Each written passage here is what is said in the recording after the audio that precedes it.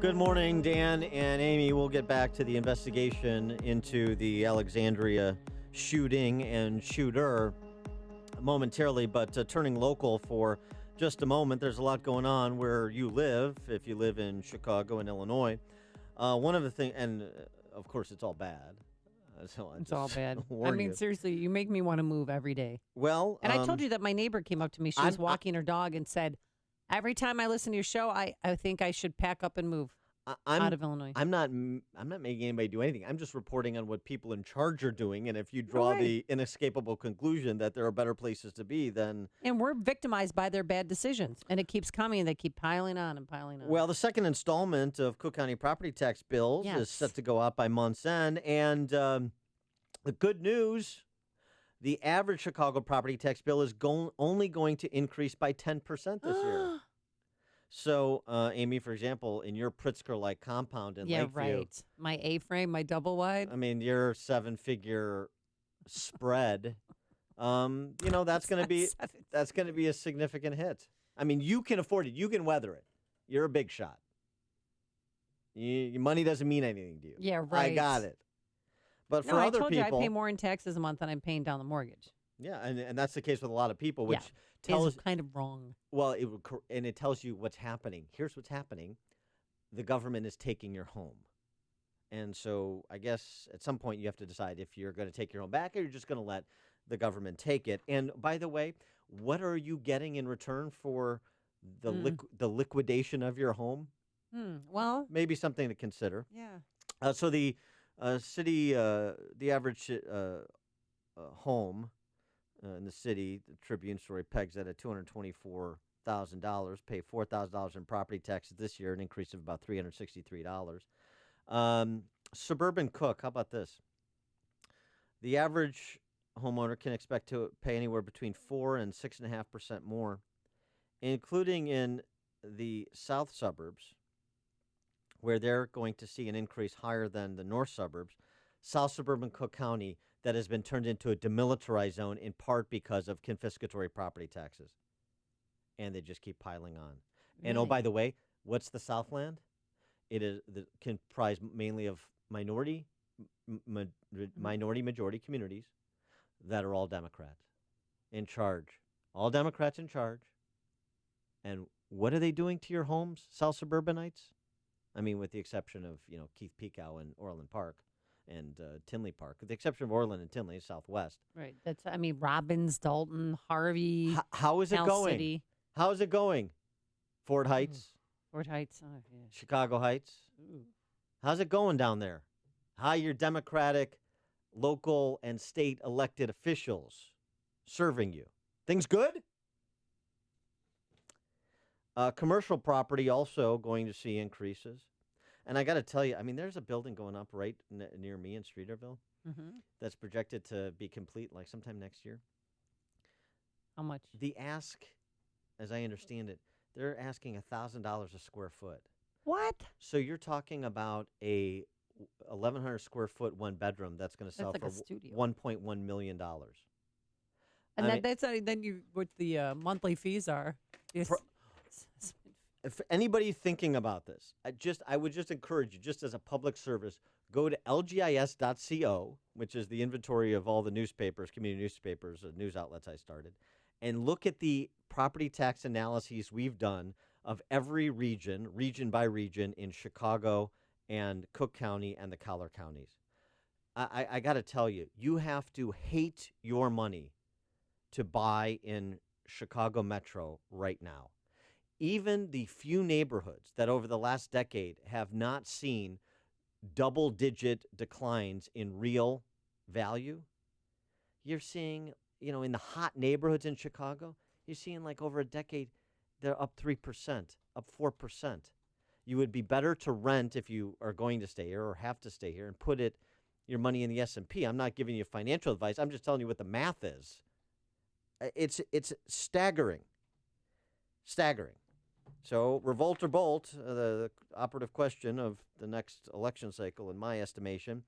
And to help us understand what, if anything, we can do other than leave or hire Madigan, Getz, and Daner, we're pleased to be joined by Dan Patlak, of course, the one Republican member of the Cook County Board of Tax Review. Dan, thanks so much for joining us again. Appreciate it. Hi, Dan and Amy. Thanks for having me on the show. I appreciate being on. So, tax bills going up 10% in Chicago proper, and some approximation of that on average in the suburban areas of Cook County. What can homeowners do to reduce the punishment they're taking?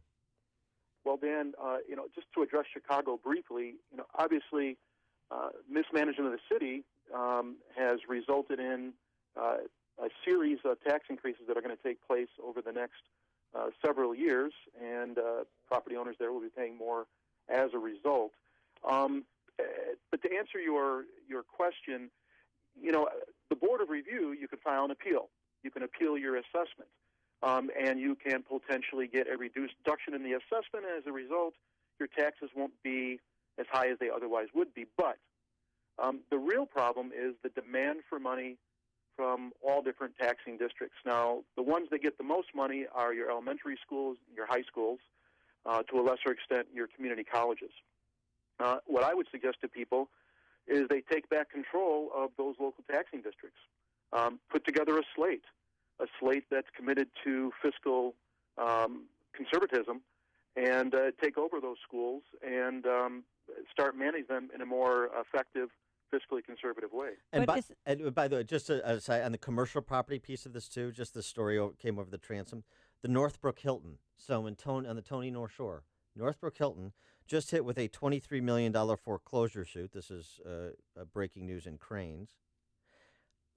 In the last 10 years, they've paid $5 million in property taxes. So you're being forced out of your corporate property, your investment in a corporate enterprise as well. And maybe that has something to do with the fact, just to repeat, that Illinois, year over year, saw corporate tax receipts down 41%, nearly $1 billion. People are not going to sit here and take it. And Dan, it's especially important in Cook County, unlike every other county in Illinois, commercial and industrial property is assessed at 25%, while the residential is at 10%, which effectively means that commercial and industrial property in Cook County subsidizes residential. So when a commercial property like the Hilton perhaps is forced out of business, their value goes way down. Their value goes way down, their assessment goes way down, their assessment goes way down, their tax bill goes way down. And when their tax bill goes down, everybody else's tax bill goes up. That's why it's so incredibly important. And the governor knows that this is true. It's so incredibly important to keep our commercial industrial base, not only in Cook County, but all of Illinois, so that the burden isn't spread over to the residential property owners as much as it has been. So this is, I heard this on ABC7. The people getting hit the hardest are Cook County members who live in Chicago, because our property taxes are going up to pay for teacher pension and Chicago firefighters and Chicago police pensions. Is that true? That's a big bill that the city of Chicago has to pay, and they've got to get the money somewhere, and the main place they have to get the money from is local property taxpayers. And this is not something that happened overnight. The previous administration, prior to Rahm Emanuel, sold off some very large assets where they had a regular revenue stream, and now that's disappeared. So they're left with one main revenue stream, and that is property. And, by the way, the Chicago Police and Fire pensions, pension funds, both less than 30% funded, both death spiraling. They will be insolvent in 5 years. I'm telling you that right now. Mark my words, unless something structural is done. And so, again, 100 years of one-party rule, which persists to this day, and all of the support for the Democrat power structure in Chicago. How is it working for you? If you don't want to tell me now, tell me in 5 years. This may not come as much of a solace to you, Dan and Amy. I know you're both Chicago property owners, but the truth is that up until now, and I think even with this tax increase, tax rates for residential property owners in the city have been lower for many years than the rates paid by residential property owners in particular in the south suburbs, but also the north suburbs as well, because Chicago has had such a large commercial and industrial base. Well, and because, and this is the Tribune three-part expose last week, which was pretty good, although they told half the story, and of course the half where property taxes are too low, not the other half. But Jim Houlihan, the former Cook County assessor, basically gamed the system to keep residential property taxes artificially low, and now you're having an effort to claw back through litigation and recoup hundreds of millions of dollars in property taxes that corporate and residential property owners didn't pay, that the plaintiffs in the case are alleging they did pay, that they should pay, I mean. Yeah, that part 3 of the story, which talked about how since at least as far back as 1984, there was some code in their computer program that reduced residential property market values by 40%.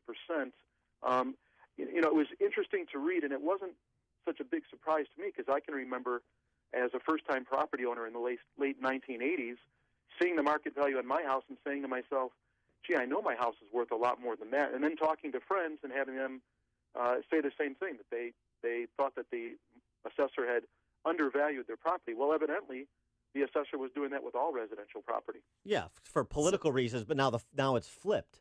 And so now with the stories that we've done, the analyses we've done of places like the West Side and the South Side, now it's the reverse, where somebody can get 30, largely minority neighborhoods, low to middle at best income. Somebody buys a house for $39,000. The assessor is taxing it at an assessed valuation of $150,000. Right. Well, and in the south suburbs, the biggest problem, and it's been going on for many, many years, is that commercial and industrial property have been chased out. They're leaving vacant lots that are paying little or no taxes, and those taxes have to be paid by somebody, and it goes on the people that are left living in the area. Well, so what can we do to fight back? Because a lot of us get letters every day from attorneys saying, I want to lower your property taxes, I want to lower your property taxes. But when you want to sell your house, you want your value to be worth more than it actually is. So what can we do in the meantime to try and lower our property taxes?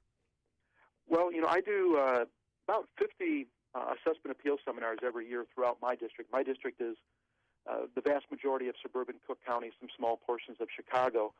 And this question comes up all the time. What I tell people is this. If you have a ordinary appeal for your home, and I'm going to say that's about 98% of the appeals, you can do it yourself. If you live in the suburbs, you can get help from your local township assessor.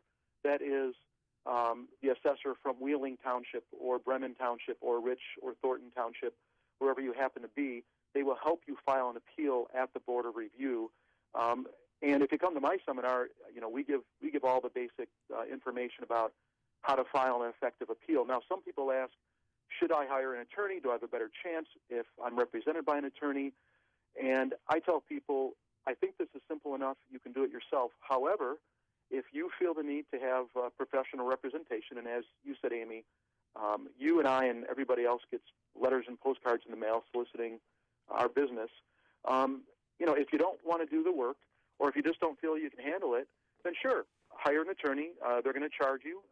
The charges will vary. It's negotiable. But they're going to give you good representation. However, if you think that you're going to get some sort of advantage in terms of how the Board of Review looks at the case, that's not the situation. We're going to look at every case individually and follow wherever the evidence takes Now, them. the real play is to become a land developer, buy some aldermen, get your property designated in a TIF district, so you can burden shift your property taxes to the rest of the city. Like half the city is a TIF district. So you want to talk about, again, the inside connected players offloading tax burdens onto middle-income families. That's part of the story, too. Good point, Dan. And a lot of that was done, I know, under the last administration. I'm not sure if Mayor Emanuel has kept that up or not. Maybe you know better than I do. Yeah, well, he has. He is Dan Patlak. Yeah, that's all I got to say about that. Well, I mean, it's just a continuation of the same old, same old. It's a nightmare. Dan Patlak is the only Cook County level official who's not the same old, same old. He's Cook County Board of Review Commissioner. Dan, thanks as always for joining us. Appreciate it. Great being on. Thanks a lot, Dan and Amy. And he joined us on our turnkey.pro answer line. The more you listen, the more you'll know. This is Chicago's Morning Answer. Morning Answer on AM 560. The Answer.